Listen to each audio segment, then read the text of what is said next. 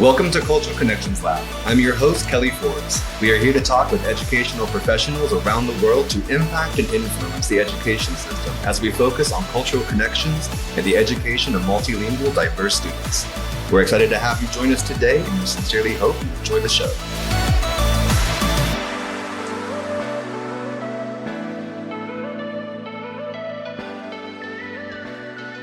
Hello, listeners. My name is Kelly Forbes, and I am excited to be here with our producer, Mike Overholt, as well as Dr. Jeffrey Taylor Tribble on another episode of Cultural Connections Lab.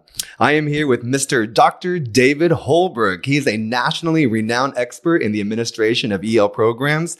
He earned his PhD in linguistics at the University of the West Indies in the Republic of Trinidad and Tobago, and has over 25 years of experience working with speakers of other languages. He has lived in 5 countries and worked in more than 15. He spent nearly 6 years at the Wyoming Department of Education, where he held positions as Federal Programs Division Director, Title I Director, Title III Director, and for 6 months was Director of both the Federal Programs and Assessment Divisions. Dr. Holbrook also served as the state's Native American Education Consultant, working with the Northern Arapaho and Eastern Shoshone tribes on the Wind River Indian Reservation. As Federal Programs Division Director, he was responsible for oversight of federal education programs, including McKinney-Vento programs for students experiencing homelessness. He trained with the U.S. Department of Education and participated in federal monitoring of Title III in 5 states. He has served 13 years with the National Association of English Learner Program Administrators, NAELPA, 2 years as president, and is now NAELPA's executive director. He also works for Transact Communications and is Transact's Executive Director of Federal Programs and State Relationships. In relation to NAELPA, NAELPA is an organization, it's a professional organization that serves members and stakeholders at the local, state, and national levels. Their mission is to provide professional learning communication and advocacy for multilingual learners and their families and communities. They aim to be an expert voice on behalf of the state and local education agencies in supporting the success of multilinguals across the U.S. NAELPA facilitates intercommunication among members to promote effective English language development, dual language, bilingual, and similar programs to achieve educational goals. They disseminate information on research-based instructional strategies, news, tools, and resources for multilingual program administrators. NAELPA also provides professional learning opportunities to local and state education agencies, disseminating best practices and equips educators with the skills and knowledge to meet the needs of multilingual learners. Additionally, NAELPA advocates for multilingual learners at the national level by collaborating with organizations supporting fair and equitable policies and leading actions to develop effective policies that support multilingual learners and their families. With all of that, a big welcome to the renowned Dr. David Holbrook. That was a lot. Right. How are you doing today? I'm doing good, thanks. I'm gonna tell NAELPA they need to hire you to start introducing NAELPA. He's awesome, isn't he? Yeah, that was one heck of an introduction. That's really cool. Well, you're one heck of a gentleman to have on here with us, and we are truly just enthusiastic about having you here, and also all the work that's being done through NAELPA. And I am sporting the T-shirt today, listeners. Just so you know, I am wearing the National Association of English Language Program Administrators T-shirt. Where can they go buy that, David? Just give Jenna a shout. She's got them. She can sell you one and mail it to you. Yes. I will do a little plug here also for the website for NAELPA. If you are interested, listeners, the website is NAELPA.org. Again, NAELPA.org. And I encourage all of you to go on and visit. But going right into our conversation today, we just are excited to have you here, Dr. Holbrook. Thank you so much for everything that you do in the field of education. And we'd like to start off with just trying to get to know and have our listeners get to know you a little bit more personally and professionally. Well, thanks. It's my pleasure to be here. I'll follow up. I should have been a little more specific. If anyone is interested in a NAELPA t-shirt, they can email Jenna Webb, JENNA.WEBB@NAELPA.org. So that email address will get you right to her and ask her about the t-shirts if you're interested. But anyway, thank you. Yeah. And in that regard, I know we'll be talking a fair amount about NAELPA, but is there any other swag, cool stuff that can be purchased to support the organization? And we Just a that's T-shirt. the only thing that we have that you can, and it's a suggested donation. It's not really a sale. So we have a suggested donation. I think it's $30 for the T-shirt, something like that. Is that Yeah, right, that's Kelly? correct. Yeah, That is correct. yeah. I bought That one was and the I was trying donation. to remember. Yeah. So But yeah. Anyway, go ahead. Back to you. no, if you don't mind, could you just share a little bit for our listeners just about who is Dr. David Holbrook, personally and professionally? Just a little bit about you. Sure. I've one of my passions has always been you know trying to make sure I'm in some type of role that's helping other people. It's something that motivates me, keeps a smile on my face when I see that what I've done actually makes somebody else happy or helps them out in some way, shape, or form.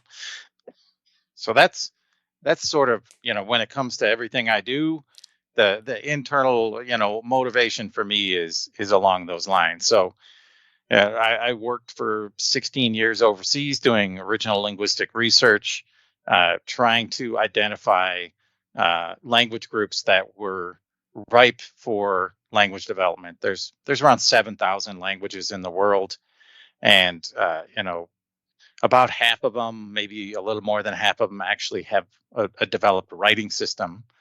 And so, trying to I did linguistic research to determine what's called language boundaries and ethno-linguistic vitality, or whether a language is living or dying. And so my Wow. PhD was a comparison of the grammars of 4 languages to try to classify them to see if they could either share literacy materials or adapt them easily. Do you So that mind was the taking goal us back behind it. even further? Like, how did you even become interested in this topic? So when I was Like, it's in not typical that somebody's just like, "Hey, man, I want to study the languages of the world." I fell into that category too through my travels. But like, how did you become interested in this topic? Yeah. So when I was in college, I took I was at a Bible college, and I took a course in ancient Greek and ended up doing 3 years of ancient Greek and did really well in those studies, and that sort of got me interested in the whole side of Bible translation and things like that. And I found this organization called Wycliffe Bible Translators, and they have a sister organization that started off with the name the Summer Institute of Linguistics, but it eventually merged to just SIL International. And they're based out of Dallas. And so I looked into working with them and ended up working on the SIL side, doing this linguistic research. And Wycliffe Bible Translators would take that and decide where they would send their Bible translators, but they would use the research that SIL did to make some of those determinations. A lot of other, academics and other linguistic researchers, really loved the linguistic, papers and other things that folks who work with SIL put out, because they're putting out a lot of papers and data that in some of these, rural and remote and minority languages that, you don't see a lot of data for unless you can go there yourself. So And it's there's still a linguists very that are prominent putting that out. organization, correct? Oh yeah, yeah. It's a multinational organization. They got tons of work all over the world. I worked in Guyana in South America and with the English-based Creoles in the Caribbean. That was where the majority of my work was. My grammatical comparison for my PhD was the Creoles in Guyana, Grenada, St. Vincent, and Tobago. Wow. I'm curious. What were the findings?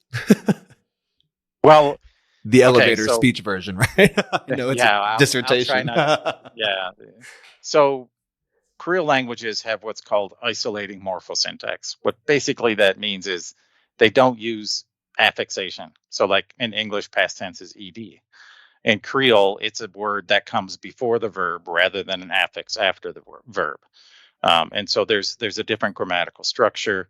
The grammars are more based on some West African languages. So you have this English vocabulary that's redefined and used differently, and the grammar's different. And so when I started trying to decide how am I going to determine how to classify these languages, because typical languages, when over time as they develop and grow apart, Like we know that Italian and Spanish and French are all similar. They're all those Romance languages. They all come from a root language.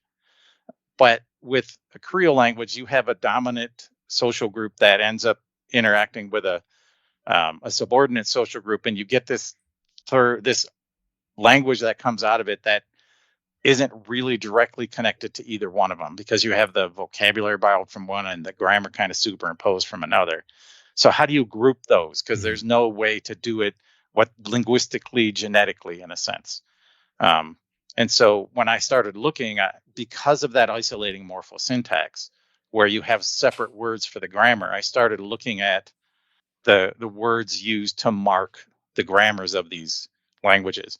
And when I did that, I noticed that there was a pattern in terms of the main difference between some of these Creoles, because the grammars were very similar, but the grammatical markers for like past tense and other things were tended to be either different or slightly different, or they were variations that weren't the same between the Creoles. And so I looked at a list of a whole bunch of grammatical markers, everything from personal pronouns to the verbal markers to just a whole host of things that I was looking at. So when I pulled all of those together and started doing comparisons, prepositions, all kinds of stuff, I was able to, based on the percentages of similarity, be able to start grouping these languages and actually proving some of the existing classifications as incorrect, because they were basing them on people migrations rather than on actual linguistic features. Wow, this is incredibly interesting to me, actually. But I also love this topic. I love this conversation. Um, there's research that I'm sure that you're well aware of, and that the way that we think is different based on the languages that we know, because there are different brain and cognitive patterns. And so the way, so therefore thinking becomes differentiated based on the different types of languages that we do know. And just hearing all of that right now, it makes me just want to ask the question, did you find any cultural, cultural connections? But were there cultural connections to what you were learning when it comes to the linguistic components of these groups of people in their language, and the way that their culture is influenced based on their language, or vice versa, versus the English language, for example, and then even through the translations of the Bible? I mean, that's just really interesting. Yeah, there's a couple of things I'll point out. One of them, there are definitely some, cultural, when I say cultural schema, some things that are happening within a culture, and you see that reflected in the vocabulary. So like when I was living in Guyana in South America, they were a former British colony. They gained their independence and then became communist and tried to be self-sustaining. So they cut off imports and did all of this stuff that ended up in situations where there was a lot of hunger and other issues, poverty, hunger, just because of the way the government ran things and the way that they cut off all imports. And it was strange. So you ended up with a lot of innovation in how they fed themselves. So there were things that people would give me to eat that I would go, how did you ever figure out that you could actually eat this thing?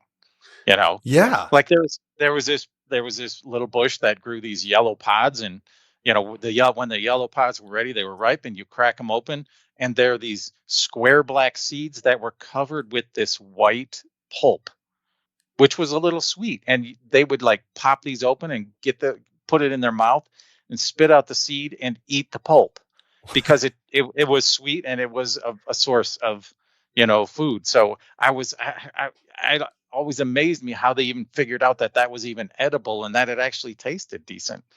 And there were other similar things with seeds that had pulp and juice around them.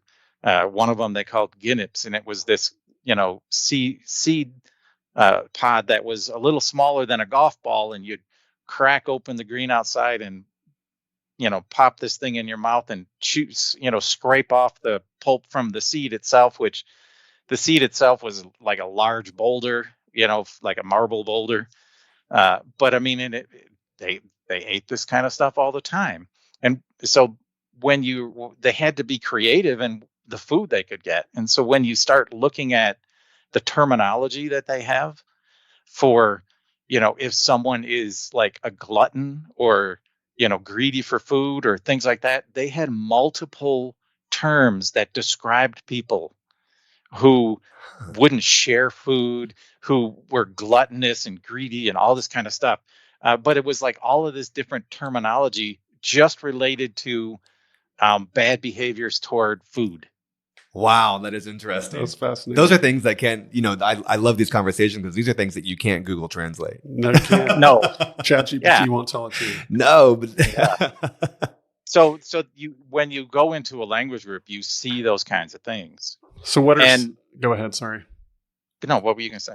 Oh, I think I want to ask it after you complete your thought, because I have a question that I think will divert your thought. So I want you to finish it. I was gonna go to the Bible translation. Yeah. I'm curious. Because I did a little bit of piloting with with a couple of verses of scripture, to try to see how people would respond to it, things like that. And it was really interesting. I was able to get in front of a group of pastors, and I had this young man who I was working with stand up and, in these countries, the national language is English. It's the language of business. It's the language of banking. It's the language of school. But at home, the language of the heart, the language they use to talk, the language they yell at their kids in is Creole. So it's the language of passion, in a sense, the language of their heart. So I got this young man, and I stood up and I read this passage of scripture that he had worked with me to translate in English. And then I asked him to come up, and he read it in Creole. And we had probably, 70 pastors in the room. And they just sat there quietly while I read it, and were like, why is this guy reading the scripture to us? We're all pastors. I know this kind of thing. It was like I was boring them to tears. And this young man got up and started reading the same passage in Creole. And their eyes lit up, and they were like, yeah, and when he finished, everybody cheered. One guy stood up and raised his hands like, yeah, all of this stuff. And it was the same passage of scripture, but it was in their language. And it made such a huge difference for them in terms of how they responded. Yeah. And so for me, that whole concept you were talking about of understanding things differently, when you understand a second language and you can read scripture in a second language, there are nuances of meaning and other things that come out of that because of the cultural differences. Mm-hmm. And I actually love reading and listening to scripture in Creole because of that for me. So that's one of the things that I really like, because it was like I kind of, English is my first language, and but having worked and studied Creole, I don't know, I just get a joy out of hearing scripture in Creole. That makes sense. Definitely, though. I mean, that connection to that emotional side, that passion side is so real. Yeah. I think important for us to recognize as something that's very valuable in our delivery of anything that we're giving based on the audience to whom we're speaking. Yeah, no, I guess that does lead into the question that I was going to ask is how have these really intriguing life experiences that you have had internationally, how have they changed you and led to the work and passion you have for helping minority communities here in the United States? Well, most of the people groups I worked with, they are in a big way minority groups, and they don't have a lot of influence in the world. They're not like living in major world powers, things like that. And like I mentioned, a lot of my motivation internally is always, what can I do to help people? So, trying to bring literacy and the scriptures to people was really important to me. So when I got to the point where I left there, I struggled for a little bit trying to figure out what do I do now? Where am I going to go? And I started looking for work. I'm a handyman, so I was, I helped a friend build a pole barn. I, refinished the bathroom. I did all kinds of stuff just to try to make a little money. The organization SIL knew that I could write academically really well, and they had some linguists who weren't good writers. So they hired me on a contract basis to basically work with some of their linguists to help write up um, academic reports on language that those linguists were studying, so that they could be published, things like that. So I was doing that, and then I started teaching in Colorado State University's intensive English program. Are you They've from changed the name Colorado of it. originally? No, I was born in Michigan. Okay. And how did you land So in I was born in Colorado? Detroit. My older brother was here, and I had a job offer at Colorado State University. That's how I ended up over here. But adjuncts in Colorado State, they don't make a lot of money. I was I working don't three think they do jobs. anywhere. Yeah, I was working three jobs to make ends meet. So I was looking for something else, and working, teaching ESL basically to students from overseas who needed to improve their English in order to be able to. They'd been accepted at the university, but in order to be able to take classes, they had to improve their English skills. So I was working in that type of a program, and I applied for the Title III director position at the Wyoming Department of Education, thinking, okay, I know and understand English learner issues, but I know nothing about federal education law. There's no way I'm going to get this job. And so they called me up for an interview, and I was like, okay, this will be good practice. I'm thinking I'm not going to get this job. There's no way, because I don't know anything about federal education law. And I walked in there, and they started the interview. And, by the end of the interview, they were asking questions like, if you have to drive for a long time out in the middle of nowhere with no cell reception, is that going to bother you? And I'm like, what kind of a, interview question is this? Well, What it did you turns out, answer? You said no, right? I was like, yeah, no worries, Wait, Um, now this they're talking about cell phones makes me wonder. This could not have been that long ago. I mean, we haven't had cell phones that long.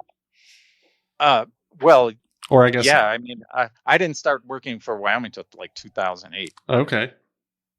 Yeah. About right around when the iPhone came out. So you could have been I worried had about. my first Wyoming phone was like one of those Blackberries with the actual keyboard on the phone where you had to, yeah, it The was core interesting. keyboard. Yeah. So by the time I left, I was living in Fort Collins, Colorado at the time, and I drove up to Cheyenne. It's about an hour drive. Did the interview. I got halfway home, and one of my references called me. And what I found out later is the Wyoming Department of Education had a string of Title III directors. Some of them knew and understood L programs, but were lousy administrators, and some of them were good administrators, but knew nothing or weren't functional with L programs. And so, for somebody who, who could do administration and grant budgeting and all of that, and knew L programs, they were like, bingo.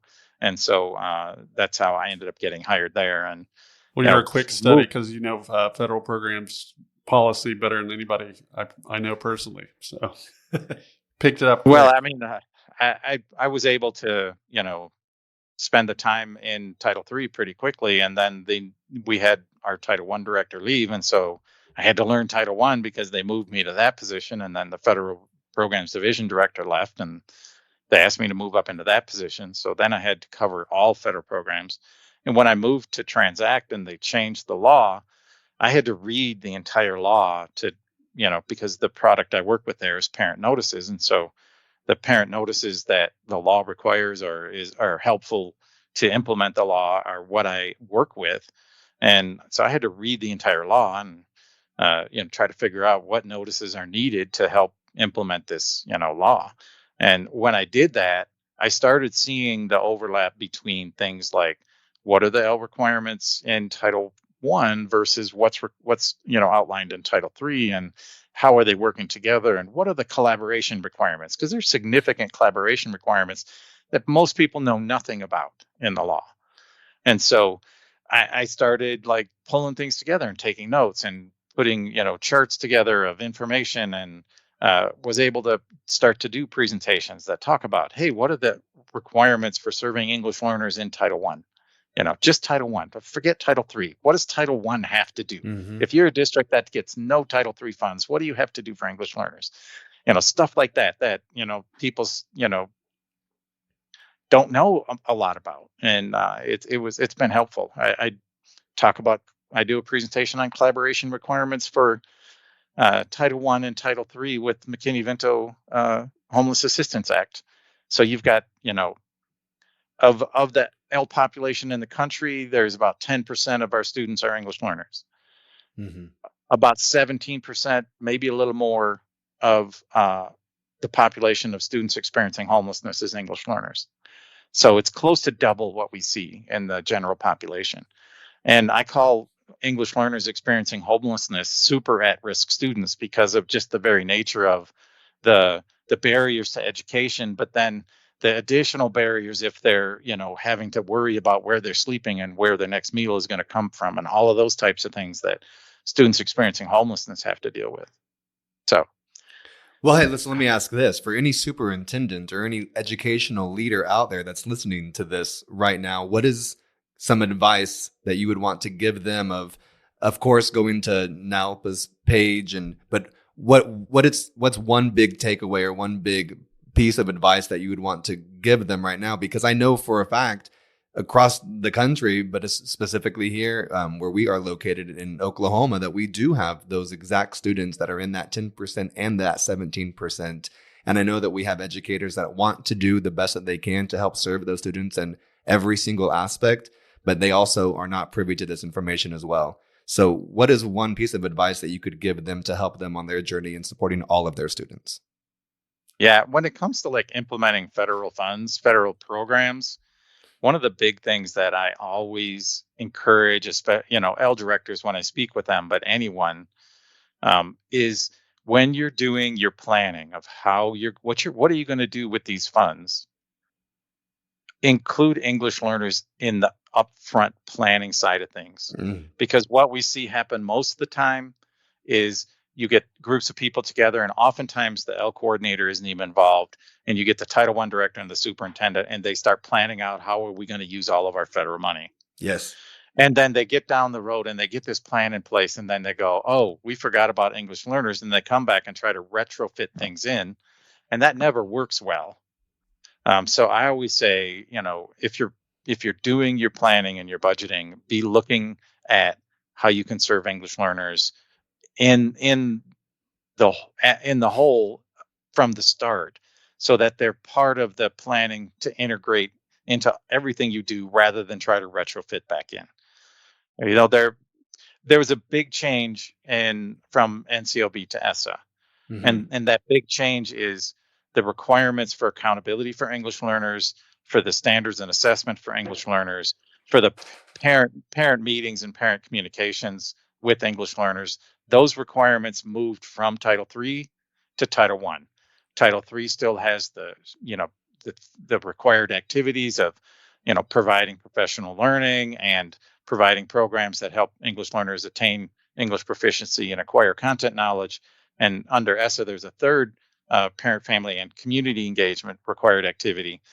Those are still there under Title III, but there's significant things that were moved and now are solely in Title I. Mm-hmm. Yes. And when you look at that accountability side of things, that comes with the potential for, if your students aren't meeting, your English learners aren't meeting academic targets and goals, and or English proficiency targets and goals.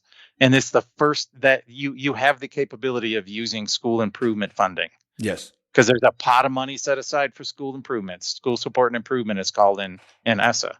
And it's the first time that we've actually had funding that can address English language proficiency in school improvement, school support and improvement. And so that's a huge piece that another piece I'm always talking about, that if you have a school that's in support and improvement, and you have, one of the reasons is because your L population isn't meeting targets, you can use your school improvement funds to address English language proficiency. I'm so thankful that you brought that up, as that having the language learners that we have in our districts, our multilingual learners, our emergent bilingual students, really at the forefront of our thinking and our planning and our processes and what we're doing. That was also you're echoing something that I've always believed and felt. But I was able to just attend the Reading League conference in Las Vegas, Nevada, and it was an incredible one day full of different panelists, and that was, apart from many different topics, though, that was kind of one of the overall themes, is that, typically we always see a little bubble on the bottom of a page in a teacher's handbook about what to do for your emergent bilingual student. And that's the point whenever they start thinking about what they're supposed to be doing. Whenever what you're saying, though, and suggesting and recommending, that I want to echo as well, is that you have that in the beginning of your planning process. We need to make sure that we can understand not just that linguistic component that's going to be required to help our multilingual students, but also that cultural component, right? That pillar of sociocultural competence. Can you speak to any part of that? Because I think, of course, already we have leaders across the country and here in the state of Oklahoma where we are considering things that we can do to help raise language proficiency levels in English for the students. I've been fortunate to work with districts where we're having more of asset-based pedagogical conversations about the utilization of native language and not taking away their language, but on that sociocultural competent side of things, what's important for leaders to know as they're doing what you just recommended, which is considering those students in the forefront of our minds through our planning? Yeah, there's a couple of things that come to mind when you say that. One of them is just, if you look at the research on dual language and bilingual programs, then students may be a little bit slower to come to full English proficiency in those programs, but post that, they tend to outperform monolingual English speakers when it comes to academics on the academic side. So those programs and the research behind those programs shows that the effectiveness of those. And in some of the research I looked at when it comes to like taking assessments, and how language impacts academics and things like that.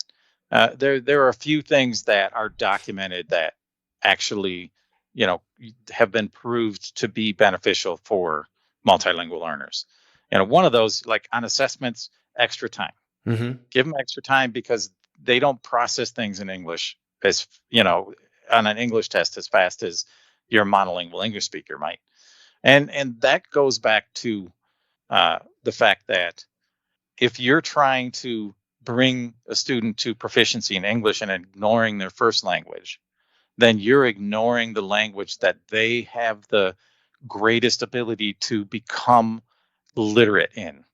And there is research that shows that if students become literate in their first language, those literacy skills transfer to English very easily. So if they're learning English as a second language and they're already literate in their first language, they have a much greater ability to learn English and become literate in English much quicker because it's less cognitively demanding Mm-hmm. to learn literacy skills in your first language than it is in your second language. As you guys talk about this, I think thinking about the educators out there that don't have the expertise that you guys have in supporting emergent bilingual, multilingual students, what are resources and things that educators that want to learn more, to become more involved, to help that some population of students but don't have experience with, what can they do? What are some services that NAELPA provides? And what are some other places that you recommend they might go to get help to help their own students? That's a great question. Yeah. So, and I mean, Kelly, you can probably answer some of this too, but there are from the NAELPA side of things, if you listen to Kelly's introduction, we do a lot with professional learning. We have a professional learning committee. We have quarterly webinars. We have our annual conference, and we try to provide presentations that actually address the needs of states and districts. We've formed an LEA committee this year, and one of their goals is to identify issues that are of great concern at the school district, local education agency level, and then to start working with our professional learning committee and our conference committee to make sure that some of those topics are addressed in our quarterly webinars, in our conference presentations. And then we also do a monthly networking coffee chat. And so we're going to be helping those or trying to influence those coffee chats to be raising some of these topics that our LEA committee identifies as important issues related to English learner teachers and administrators at the district level. So that's a couple of things, but there's lots of other resources out there. If you're in a state that belongs to an assessment consortium, probably at some point in time, there's probably some training that's going to be available. Maybe on administering the assessment, but maybe on other things as well. When Wyoming first joined the WIDA consortium, I put tons of money for professional learning, and it was not just on the WIDA assessment. It was on how do you use standards in instruction, and just tons of different things that you can find from the assessment consortium that your state might belong to. I think it's fantastic. I think, sometimes, I mean, of course, I'm always going to recommend going to the NAELPA website and definitely utilizing the association. But I think another amazing resource that we often forget to include in school districts specifically, because we're always so busy. There's always a deadline. There's always something going on. But I think that our biggest resource is just, I would just recommend and encourage everyone to talk to your students and talk to your parents and to listen. I feel like I have to remind myself oftentimes what my role is in what I'm doing. And it's not to be speaking for anyone. It's to be able to help share resources, information, but also to create space so the students that we are serving can be in communication with us to let us know what those needs are and what those families' needs are as well, whether they be linguistic needs or cultural needs and things of that matter. But I think our families and our students can definitely be amazing assets and resources, and even better whenever it's in conjunction with the information that you were just sharing. Yeah, I think you're 100% right on with that. I've done a presentation on, using culture to engage students and families. And, that's part of this. That's one of the sides of things, because, if you are able to find connections within their culture that you can use in the classroom, that's huge. And a lot of times the place you're going to find those, it might be students, but the parents are going to be the ones who are going to tell you the things that are important to them that their students know about their culture.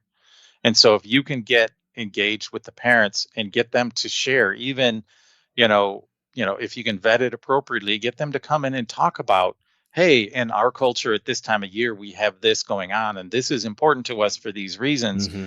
It not only reinforces that with the students of those parents, but it also, opens the eyes and broadens the, worldview of the other students in the classroom. Oh, definitely. I think it enriches the whole classroom, right? And even you as an individual, though, right? And I'm sure we have very similar experiences, all of us sitting here at the table, that our travels and our exposure to other types of cultures and languages have really helped us understand ourselves and our cultures even more, enriching our lives. And so I just think it's exciting to create space for that. I love it. Since you are so in tune with, one of your areas of expertise being policy, moving forward, is there anything on the horizon that you feel like educators need to be aware of as far as policy, what's coming out, things that excite you or things that you might be concerned about, either way? Yeah, I mean, right now where we're at, because of everything that's happening politically at the national level, the big thing I would be looking at right now is, hey, when is the next reauthorization of the Elementary and Secondary Education Act, coming down the pipe? We saw NCLB, now we have ESSA. ESSA was written with a 5-year expiration date, and it was passed in 2015. And so that puts it to December of 2020. And here we are, 2 years later, a little more than 2 years later, 2.5 years, past the deadline of when Congress was supposed to take this up and reauthorize it again. And I would be normally going, okay, we need to be looking at this. But unlike NCOB, there's nothing that is egregious in the law. NCLB had this thing where you had to gradually move your targets up so that all your students were proficient in your schools academically. Like 100% of your students had to be by like 2013. And when 2013 hit, they started doing these waivers and all kinds of stuff because they knew it was an unrealistic expectation. And it was supposed to have been reauthorized before then, but it didn't happen. So here we are in a situation where Congress wrote into the law that it should be reauthorized, in 2021, and it didn't happen. And here we are in 2023, and it still isn't even talked about. I'm not as concerned about it because of the way the law made the changes. Things seem to be okay with what we have in place, so that there isn't anything that's causing huge difficulties for districts and identifying all your schools as an improvement and things like that. We were identifying our highest performing schools in Wyoming as in need of improvement. It was crazy. Oh, wow. So if you didn't get those waivers or whatever, it caused real messes. But you would think on my radar would be, hey, what's going to happen with this federal education law because it's 2 years overdue to be reauthorized. Congress has too many other things on its plate. They're not even going to look at this law for I mean, maybe they'll look at it if Biden's elected for another term, after the midterms in his next term, if he's elected and all of that. They might start looking at it at that point. But I don't expect, within the next few years they're going to do anything. And to me, that's the big thing we need to watch, because that's, when it comes to federal education law and policy, they might update some regulations. They might, put out some new guidance, but there's nothing that's going to have a severe impact on what we're doing. One of the big things to pay attention to is ESSER funds right now, the elementary and secondary school emergency relief funds that came through the COVID-19 bills. Yes. That funding is like, you had in the course of a year, $190 billion in education funding dumped on school districts and states. That's like, it was more at the time, it was more than 10 times the annual funding that they got in addition to what they normally get in a year. But the big issue with that funding is it's one-time funding. Once it expires, it's not going to be replaced. So, ESSER 1 funds from the CARES Act have already expired. ESSER 2 funds expire September 30th this year. If you haven't committed to spend those funds by September 30th, you lose them. Yeah. And then ESSER 3, it's September 30th next year. And there are some things going on with that. There's a liquidation period of 120 days. So if you commit to spend it by September 30th, you can actually pay it out up until 120 days afterwards. And there are some exceptions you can get to extend that liquidation period. But if you don't commit to spend it on time, you lose it. Congress would have to change the law in order to extend that, because the U.S. Department of Education can't. They can extend the liquidation period under extenuating circumstances, but they cannot extend the period of availability, which ends on September 30th. Yeah, there's definitely. I was working in a district over the ESSER funding as well, so yeah, I'm gonna say definitely be paying attention to those dates and make sure that we have that money used in the best way possible to support all students. But of course, we're going to promote our multilingual and emergent bilingual students for sure. I'm curious.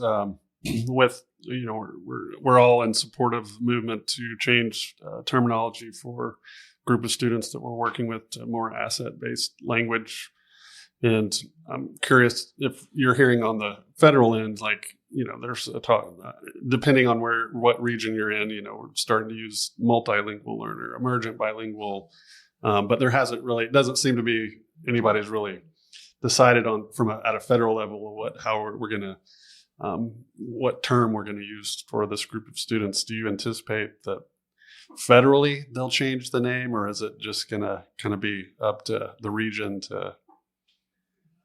Well, right now, the way things sit, and NAELPA did, our one of our committees produced a white paper on using asset-based terminology, but also having an asset-based mindset, because the asset-based mindset really is the area where you're going to make a difference in the way things are done, because you can change the terminology all you want, but if people still have a negative attitude and don't view the students, with value, then you're not going to see a change in those types of things. But back to the terminology question, NAELPA prefers the terminology multilingual learner, but in the law, it's English learner right now.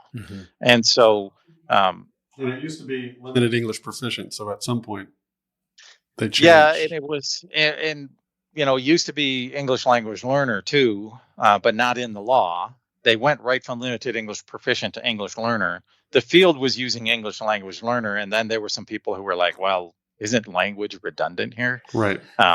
But I mean, my favorite T-shirt says "Department of Redundancy Department," so I was okay with that. I want one of those T-shirts too. Where can we get that? But I'm fine with English learner. It works, and it's in the law. But there are some people who still consider that a deficit based, because it focuses on the fact that they're learning English, like they're not proficient in English. Where multilingual learner focuses on an asset side, because they're learning more than one language. So if you're just not proficient in a language, you're a such and such a learner, you're not there yet. So that some people consider that a deficit based term. Whereas with multilingual learners, it highlights and focuses on the fact that, this is someone who has facility in more than one language, which is an asset. Yes. And it doesn't focus on just one language they don't know. And so that's why NAELPA prefers that terminology. We struggle with emergent bilingual, and I'll tell you why. I don't mind the term. It's definitely recognition if you're talking about just the students. But when you start referring to programs for those students as emergent bilingual programs, and the vast majority of them's goal is to move them to English proficiency and not provide any support for the first language, that really isn't a bilingual program. And if you're calling it an emergent bilingual program and you're not supporting the first language, then there's some discrepancy, incongruence in saying things like that. So while I like the term emergent bilingual, the fact that when you use it to refer to programs for these students, it causes problems from my perspective. Where multilingual learner, it doesn't necessarily cause those problems. Only problem I see multilingual learner pose would be the fact that, I guess in a way I consider myself a multilingual learner. So, how do you differentiate between the group of students that you have to have a term for funding purposes, and I think if we all are in agreement that we're calling that group of students multilingual, but I also feel the nuance in a nuanced way. I'm a multilingual learner. A lot of people that are not necessarily that group of students that are getting funding are also multilingual learners. Yeah, that is one piece to take into consideration. And to think about it, you have some dual language bilingual education programs that have monolingual English speakers and monolingual other language speakers. And those students in that program would be all called multilingual learners. And if you look at the way things were handled under NCLB when we had limited English proficient, people stopped using limited English proficient. Because even though it was the terminology in the law, the field generally moved to English language learner because limited English proficient was so deficit based that it was just like totally like, hey, thumbs down on this group, they're limited, kind of thing. For sure. So the field under NCLB, everyone was talked about English language learners, and they avoided the use of limited English proficient. Although in the law, that defined the group that received those funds it was labeled limited English proficient. So currently in the law, we have this label English learner. So we can talk about in the field and use the terminology that encourages and promotes an asset-based point of view and a mindset of multilingual learner, while still you'll hear me switch back and forth between English learner and multilingual learner, especially when I'm talking policy, because that's the term that's used in the law, English learner. So when I'm talking about that specific subgroup in the ESSA, as defined in ESSA, I typically will call it the English learner group, the English learner subgroup, or, the English learner students that are served by these, Title I English learner requirements, because that's the term in the law. But when I'm talking about the students, I like and I prefer the term multilingual learner when talking about it, because that promotes an asset-based view of those students, and it isn't reflective of the policy. So we've got a term in policy, English learner, that we can use. But by calling students multilingual learners that are their first language is something other than English, and their first language is English, it also puts those students on an even ground. Mm-hmm. They're both of those students, the monolingual English speaker and the monolingual Spanish speaker, they're both multilingual learners if they're in a dual language or bilingual program. I think that the number one takeaway that I get from your message, though, is that we really have to be cognizant about our own mindsets and if they're asset based or not, regardless of what we're saying and if it's in the law or not in the law, et cetera. But I really appreciate you bringing that point to the surface, is that we need to come in as educators, just as humans, and looking at everyone else as having an asset that they bring to the table. Really Exactly. expanding upon people's backgrounds because they have value and they have worth. You have value and you have worth, just the same way that our students do, regardless of the language that they speak, how many languages they speak, or even language proficiency levels. Yeah. So when you let me one more point please. on this topic is, NAELPA has a strong working relationship with the U.S. Department of Education, and the Office of English Language Acquisition, considers us their partner organization in a lot of ways. And we have a Secretary of Education who was an English learner, multilingual learner. And when you hear him talk, when he's talking about students, he's talking about he uses the term multilingual learners, and you only hear him reference English learner when it's something related to the law or policy. So he, as our Secretary of Education, has switched to using terminology that's more asset-based when he can. So to me, that's a huge, confirmation that we're moving in the right direction. Absolutely. I'm very appreciative of him doing that as well. It's been noticed for sure. I also appreciate his LGBTQ pin that he wears as an openly gay man. So thank you so much to our U.S. Secretary of Education for sure, for really being inclusive in that aspect.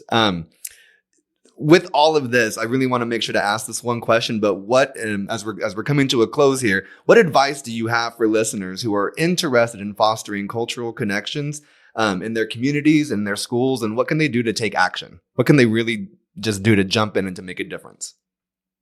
Well, I mean, there's a number of things that we've talked about, but definitely engage your students and especially their parents. One of the principles that I share when you're working with students and families that are from another culture is, just because it's different doesn't mean it's wrong. When I had friends who worked in Indonesia, Papua New Guinea, and some of the low-lying swampy areas, and they brought some friends over from the States to try to help, build, some kind of building for this village. And they came in there with their shovels and their picks to this swampy ground. And, you pull a shovel out of slop and it slops back in, and you pull, so the hole that you want to be, 6 inches around ends up, 40 inches around, and you're still not the 3 feet deep you wanted it to be, because it, and so they were like trying to do this. And so somebody from the village came over and was like, "What are you doing?" And they were like, "Well, we're trying to dig this hole," and he was like, "Well, why are you doing it that way?" He went over, got a machete, cut a piece of bamboo down, cut it off at one of the joints, and then split it in 4 ways at that joint, so that when you pushed it in the ground, it would expand, collect the dirt, pull it back up, so you could dig a hole like that, in the dirt straight down, without having all of this issue. So this village guy who, would have walked into maybe a situation in the U.S. with a stick of bamboo trying to dig a hole, it didn't work there, but it worked where he's from. So just because it's different doesn't necessarily mean it's wrong. And so from our perspective, we would think you need a shovel to do this job, or a pick, or a post hole digger. But from them, it was a piece of bamboo. And you'll see that a lot in interactions with parents and families, that they might see us doing things differently and wonder why. And helping to explain that to them is huge. And the other piece is assume goodwill. I think when you're working with parents, especially, not a lot of parents come to the classroom thinking, I'm going to anger my student's teacher. This is my goal in this meeting. Okay. That's not the perspective that they come with. They're coming, they're scared, they're coming from their own cultural perspective, and where things are different. The educational system is different. We have a Title III immigrant subgrant to help parents who come from other cultures where the educational system is different to understand the U.S. educational system. That's part of the goal of that program. And so helping parents understand the educational system and how it works, and why do we have an immigrant grant? Is that because of my immigration status? No, it's not. It's totally unrelated to immigration status. But parents don't know that, so we have to make sure that they know and understand the reasons why we're asking certain questions.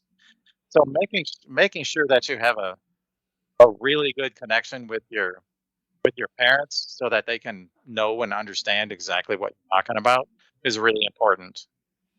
I agree 100%. Thank you for that reminder. Do you have any other questions, Dr. Tribble? No, I don't. No, it's been a great. I mean, I do have other questions, but I can tell this could go talk on all day. And it's been a lot of fun. I wish we had more time to carry on, but we'll have to have you back to tell us more stories. Sounds like you've got a lot of interesting adventures internationally that would be fun to talk about, that definitely apply to. Yeah, I'll have to have you back. How it's changed your life and on a personal level, and allowed you to provide support here within the United States for the minority communities that we work with. So thank you so much. I'm incredibly thankful to you, Dr. Tribble, for introducing me to Dr. David Holbrook. And sincerely, ever since I got to meet you, get to know you over at La Cosecha Conference in New Mexico, and also at NAELPA Conference this last year in Portland, Oregon, I've really been doing a lot of more research on NAELPA, and I've learned so much. And so from someone who's on the ground working with school districts, I want to say thank you for sharing all the information that you have, because it's allowed me to be a better leader, an educator, and just person overall in what I try to do. So thank you so much sincerely for that. And I hope that I just respect you so much. Thank you. Well, thanks. And congrats to you, all but conferred Dr. Kelly there. Yes. Thank you very much. Oh, yeah. Your last name Forbes, is that it? Yep. Dr. Kelly Forbes. So almost. Dr. Kelly Forbes, almost. Yep. All but conferred. You passed your the hardest part. exam. Yes. Yeah. You passed your defense. So now it's just the waiting. So congrats on that. Well, thank you so much. And to all of our listeners, thank you so much for spending this time with us. And again, we will see you next time on Cultural Connections Lab. And one more big thank you to our guest today, Dr. David Holbrook. We wish you all the best. And again, thank you. Thank you.